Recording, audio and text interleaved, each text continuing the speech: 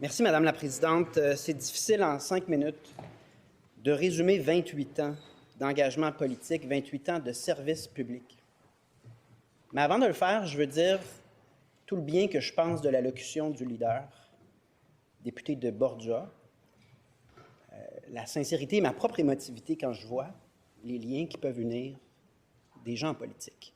Et à tous ceux qui disent que les députés sont des plantes vertes, puis qu'il y a juste du mensonge, puis des choses négatives, moi je suis émotif, mais revisionnez le discours du député de Borgia.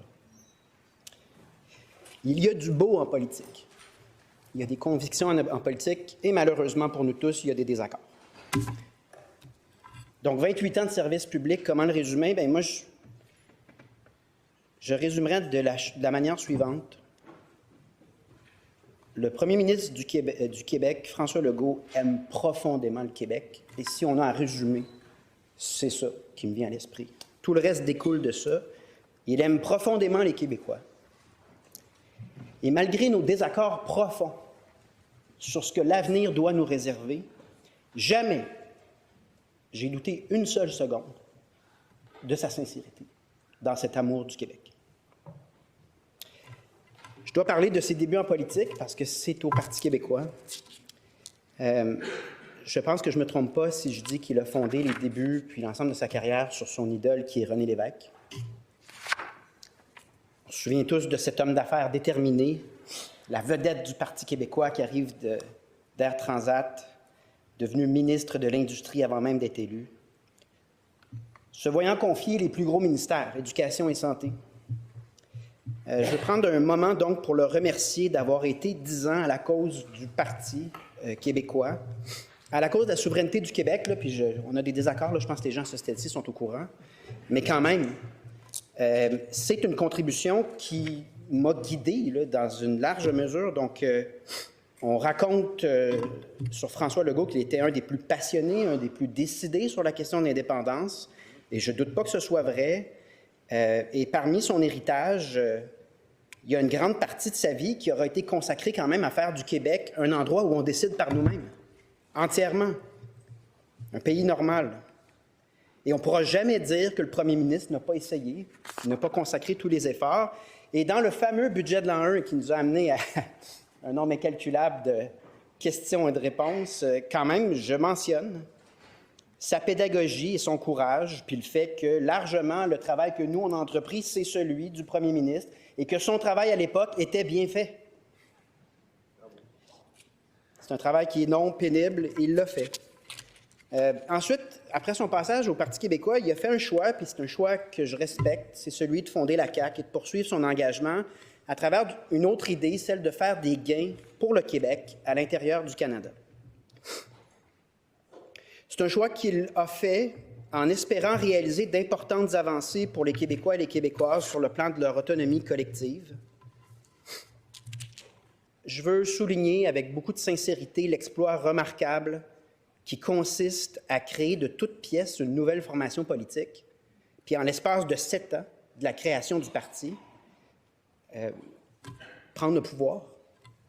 Je ne suis pas sûr qu'il y a de comparables dans l'histoire politique du Québec depuis l'Assemblée nationale, depuis que nous sommes une démocratie. Finalement, à travers toutes les époques, je pense sincèrement que le grand mérite du premier ministre aura été de permettre aux Québécoises et aux Québécois de s'approprier à nouveau un peu, pas assez à mon goût, mais de se réapproprier le débat sur leur avenir collectif et d'être capable de nommer des sujets, des choses et de les faire avancer. Puis ensuite, on peut débattre des heures sur comment on devrait les faire avancer, mais pendant 15 ans, nous avions devant nous un gouvernement des libéraux, là, pour ne pas les nommer, qui nous avait confisqué tout débat sur les enjeux nationaux.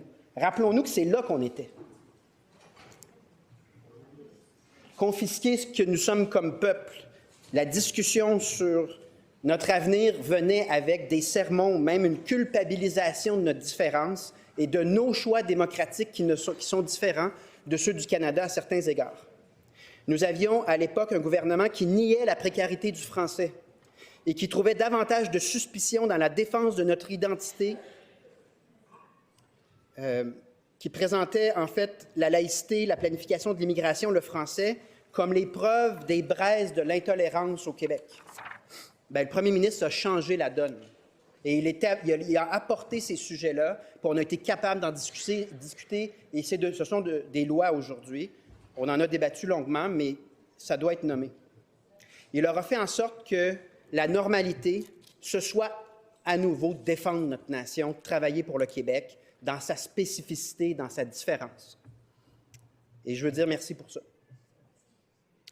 Même si nous étions en désaccord sur l'efficacité des mesures, la manière d'agir, je dois reconnaître qu'il a redonné au Québec un certain goût de lui-même, un certain goût de se battre, ou à tout le moins, des fois, de l'idée de se battre. Des fois, je voulais qu'on aille plus loin. Moi, je n'ai jamais eu de plaisir à essayer de faire choquer le premier ministre. J'étais toujours dans l'espoir de le convaincre. Puis ça a donné beaucoup d'échanges passionnants. Mais prenons cette proposition évoquée par le premier ministre lors de la dernière élection, cette idée de tenir un référendum sur les pleins pouvoirs en immigration. Donc, des fois se battre, des fois simplement l'idée de se battre, mais quand même, ça semble avoir inspiré plusieurs personnes. Ça a même inspiré l'Alberta, peut-être, à voir le nombre de référendums auxquels ils vont eux-mêmes participer.